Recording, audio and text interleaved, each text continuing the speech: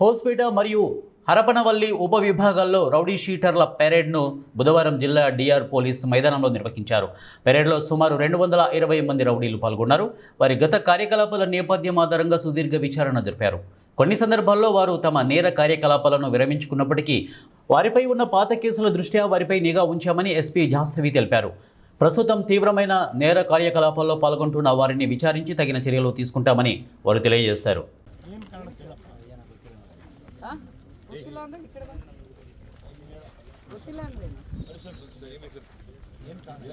ಪಾರ್ಟಿಗೆ ಅಂತ ಹೋಗಿದ್ದೇವೆ ಹಾಗಾಗಿ ಅಲ್ಲಿ ಜಗಳ ಆಯ್ತು ಸರ್ ಚಿನ್ನಪ್ಪ ಅಂತ ಹೊಡೆದಿದ್ದಕ್ಕೆ ನಾವು ಎಂದೇ ಇದ್ದೀವಿ ಸರ್.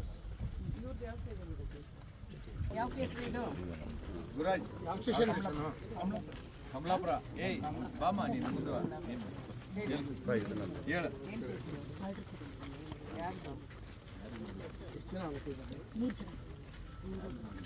ಯಾವ ಕೇಸ್ ರೀ? ಕಮಲಾಪುರದವರು